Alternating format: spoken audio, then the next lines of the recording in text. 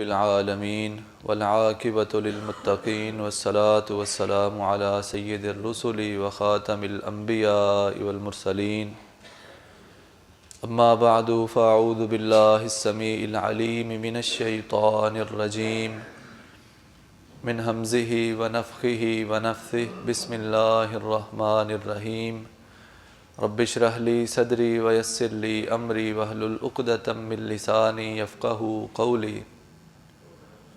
محترم حضرات، اللہ رب العالمین کے فضل و کرم سے آج ہم ریاض الصالحین کی کتاب النیت والاخلاص کی آخری اور 12ویں حدیث سمجھیں گے۔ اللہ تعالی ہمیں سننے کے بعد، سمجھنے کے بعد عمل کرنے کی توفیق عطا فرمائیں۔ حدیث ذرا طویل ہے، اس لیے صرف اس کا ترجمہ اور مفہوم آپ کی خدمت میں پیش کیا جائے گا۔ حضرت ابو عبد الرحمن عبداللہ بن عمر رضی اللہ تعالی عنہما بیان کرتے ہیں، رسول اللہ صلی اللہ علیہ وآلہ وسلم نے ارشاد فرمایا، 3 لوگ اکٹھے سفر پہ نکلے اور اس سفر میں انہیں رات ہو گئی۔ انہوں نے رات گزارنے کے لیے ایک غار کا انتخاب کیا۔ جب وہ غار میں پہنچے تو اللہ رب العالمین کے حکم سے ایک بہت بڑا پتھر لڑک کے ان کی غار کی دہانے پہ، غار کے دروازے پہ آ گیا، جس نے آمد و رفت بند کر دی۔ اب تینوں میں سے ایک دانا آدمی یہ مشورہ دیتا ہے کہ یہاں سے نکلنے کا صرف ایک ہی راستہ ہے، ہم اپنے نیک اعمال کا وسیلہ اللہ رب العالمین کی بارگاہ میں پیش کر کے اللہ تعالیٰ سے دعا کرتے ہیں، اور اللہ تعالیٰ ہمیں ضرور اس طرح سے، اس مصیبت سے، اس مشکل سے اور اس ناممکن راستے سے ہمیں ضرور نکال دے گا۔ تینوں میں سے پہلا بندہ اللہ تعالیٰ سے دعا کرتا ہے، یا اللہ آپ جانتے ہیں کہ میں ایک چرواہا تھا، اپنی بکریاں چروایا کرتا تھا، اور میرا کام یہ ہوتا تھا کہ جب بھی میں بکریاں چرا کے واپس آتا تھا، دودھ دھو کے سب سے پہلے اپنے والدین کو پیش کرتا تھا۔ ایک دن ایسا ہوا کہ میں درختوں کی تلاش میں، چارے کی تلاش میں بہت دور چلا گیا۔ واپس آتے آتے مجھے دیر ہو گئی، میں نے دودھ دھویا، پیالہ لے کے اپنے والدین کے پاس پہنچا تو میرے اماں ابا سو چکے تھے، اور میں نے یہ گوارا نہ کیا، مجھے یہ اچھا نہ لگا کہ میرے اماں ابا سے پہلے میرے بچے یا میرے غلام یا میری گھر والی دودھ پیے۔ وہ میرے قدموں میں بلبلاتے رہے، میں دودھ کا پیالہ اٹھا کے اپنے والدین کے سرانے کھڑا رہا کہ پہلے یہ پئیں گے، بعد میں تمہاری باری ہے، اور میں نے انہیں جگانا بھی مناسب نہ سمجھا، حتیٰ کہ وہ پیالہ اٹھائے رکھا اور فجر ہو گئی، فجر تک میں نے وہ پیالہ اٹھائے رکھا، اور ویسے ہی ان کے سر پہ کھڑا رہا۔ جب وہ صبح اٹھے تو میں نے انہیں وہ دودھ کا پیالہ پیش کیا، اس کے بعد میں نے اپنے بیوی بچوں، اپنے غلاموں کو وہ پیالہ دودھ پینے کے لیے دیا۔ اور یہ الفاظ ادا کرنے کے بعد وہ اللہ تعالیٰ سے کہتا ہے، اللہم ان کنت تعلم انی فعلت ھذا لوجہک ففرج عنا ما فیہ من ھذہ الصخرہ۔ یا اللہ آپ جانتے ہیں اگر یہ عمل صرف آپ کی رضا کے لیے میں نے کیا تھا تو ہمیں اس مشکل سے نجات عطا فرما۔ رسول کریم صلی اللہ علیہ وسلم فرماتے ہیں، وہ پتھر تھوڑا سا سائیڈ پہ ہٹ گیا اور روشنی اندر آنے لگی، لیکن ابھی وہ نکل نہیں سکتے تھے۔ دوسرا بندہ اللہ تعالیٰ سے دعا کرتا ہے، یا اللہ تو جانتا ہے کہ میں اپنی چچا زاد بہن کے ساتھ اتنی زیادہ محبت کرتا تھا، اتنی زیادہ جتنی کوئی مرد کسی خاتون سے کر سکتا ہے، اور میری برائی کی کوشش تھی، لیکن وہ اللہ کی بندی اپنا دامن بچاتی تھی۔ ایک دفعہ ایسا ہوا کہ بڑا شدید قحط آیا اور وہ مجبور ہو کے میرے پاس آ گئی۔ میں نے اسے 120 سونے کے سکے اس شرط پہ دیے کہ میری خواہش پوری کرو۔ جب ہم خلوت میں پہنچے تو اس اللہ کی بندی نے مجھے کہا اتق اللہ، او اللہ کے بندے اللہ سے ڈر جا اور یہ ناجائز کام نہ کر۔ اور یہ کہتا ہے یا اللہ تو جانتا ہے کہ اس وقت مجھ پہ تیرا خوف طاری ہو گیا، میں نے تجھ سے ڈر کے وہ غلط کام چھوڑ دیا، اور وہ 120 سونے کے سکے بھی تیری رضا کے لیے اسے چھوڑ دیے۔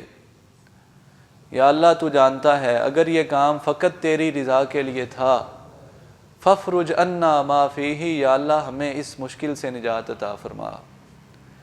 رسول کریم صلی اللہ علیہ وسلم فرماتے ہیں پتھر تھوڑا اور دروازے سے ہٹ گیا۔ تیسرا بندہ اللہ تعالیٰ سے دعا کرتا ہے یا اللہ میں نے بہت سارے مزدور رکھے اور ان میں سے ایک مزدور اپنی اجرت لیے بغیر، اپنی مزدوری لیے بغیر چلا گیا، میں نے اس کی مزدوری سے ایک جانور خریدا، وہ بڑھتے بڑھتے ایک پورا ریوڑ بن گیا۔ تھوڑے عرصے بعد وہ بندہ میرے پاس آتا ہے اور مجھے کہتا ہے اللہ کے بندے فلاں دن میں نے تیری مزدوری کی تھی، لا مجھے میری اجرت دے۔ میں نے اسے کہا کہ یہ جو سامنے بکریاں نظر آ رہی ہیں، یہ جو سامنے گائے نظر آ رہی ہیں، یہ جتنے غلام نظر آتے ہیں سارے لے جا۔ وہ کہتا ہے اللہ کے بندے مجبور آدمی کے ساتھ مذاق نہ کر، مجھے میری اجرت دے، میں واپس جاتا ہوں، میرے ساتھ مذاق نہ کر۔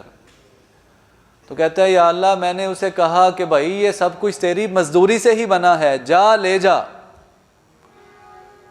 اللہ تعالیٰ سے دعا کرتا ہے یا اللہ تو جانتا ہے میں نے یہ کام تیری رضا کے لیے کیا تھا، اور اگر تجھے یہ کام قبول ہے تو اپنی رحمت سے ہمیں اس مشکل سے نجات عطا فرما۔ اور رسول پاک صلی اللہ علیہ وسلم فرماتے ہیں اس تیسرے آدمی کی دعا کرنا تھی کہ اللہ تعالیٰ نے وہ پتھر ہٹا دیا اور یہ تینوں اپنے اپنے گھروں کو روانہ ہو گئے۔ اس حدیث پاک کے راوی جناب عبداللہ ابن عمر، حضرت عمر فاروق رضی اللہ تعالیٰ عنہ کے بیٹے ہیں۔ ان کے حوالے سے صرف 2 باتیں آپ سماعت فرمائیں۔ یہ کہتے ہیں جب تک میرا نکاح نہیں ہوا تھا میرا گھر مسجد تھا، جب تک میرا نکاح نہیں ہوا تھا میں ہمیشہ زیادہ وقت مسجد میں ہی گزارتا تھا۔ ایک دن ایسا ہوا میرے ذہن میں یہ خیال آیا کہ یار عبداللہ اگر تو اچھا انسان ہے تو تجھے پھر کوئی اچھا خواب بھی آنا چاہیے، تجھے کوئی اچھا خواب دیکھنا چاہیے۔ کہتے ہیں ایک رات میں نے اللہ تعالیٰ سے دعا کی کہ یا اللہ اگر تیرے علم میں نیک ہوں، میں اچھا انسان ہوں تو مجھے اچھا خواب دکھا دے۔ کہتے ہیں میں سو گیا تو میں نے دیکھا 2 فرشتے جنہوں نے بڑے بڑے گرز اٹھائے ہوئے ہیں، اور وہ مجھے آ کے میرے بازوؤں سے پکڑ لیتے ہیں اور مجھے جہنم کی طرف لے جانا شروع کر دیتے ہیں۔ کہتے ہیں میں بڑا ڈرا، میں خوفزدہ ہو گیا، میں کانپنے لگا کہ یہ کیا۔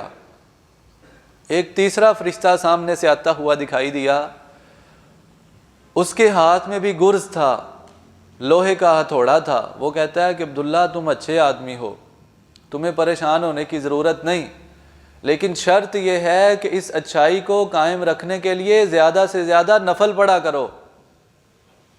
وہ تینوں فرشتے مجھے لے کے جہنم تک پہنچ گئے، اور وہاں جا کے میں نے دیکھا جہنم ایک کنویں کی طرح ہے، جس طرح کنویں پہ ڈول لٹکے ہوتے ہیں ویسے ہی ڈول وہاں بھی لٹکے ہوئے ہیں، اور ہر 2 ڈولوں کے درمیان ایک فرشتہ کھڑا ہوا ہے۔ اور میں نے وہاں دیکھا بہت سارے لوگوں کو الٹا لٹکایا گیا ہے، اور بہت سارے لوگوں کو زنجیروں کے ساتھ باندھا گیا ہے، اور ان میں سے کچھ لوگوں کو میں نے پہچان بھی لیا، وہ مشرکین مکہ میں سے تھے۔ اور پھر میں نے دیکھا کہ ان فرشتوں نے مجھے پکڑا اور جہنم سے دائیں طرف لے گئے۔ صبح اٹھ کے میں نے یہ خواب اپنی بہن حضرت حفصہ رضی اللہ تعالی عنہا کو سنایا، جو ام المومنین اور نبی پاک صلی اللہ علیہ وسلم کی زوجہ محترمہ ہیں۔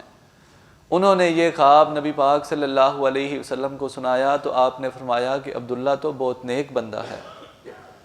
دوسری بات، حضرت عبداللہ ابن عمر رضی اللہ تعالی عنہما کہتے ہیں کہ میں نے رسول پاک کے دور میں ہی قرآن مجید مکمل یاد کر لیا تھا، اور میں ہر رات پورے قرآن مجید کی تلاوت کر لیا کرتا تھا۔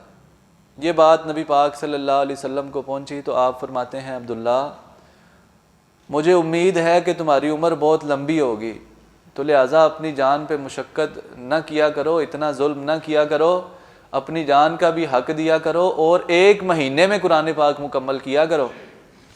کہتے ہیں میں نے عرض کیا اللہ کے رسول اللہ تعالیٰ نے مجھے جوانی دی ہے، قوت دی ہے، آپ مجھے تھوڑے دنوں میں قرآن مکمل کرنے کی اجازت دیں۔ آپ نے فرمایا اچھا پھر 10 دنوں میں کر لیا کرو۔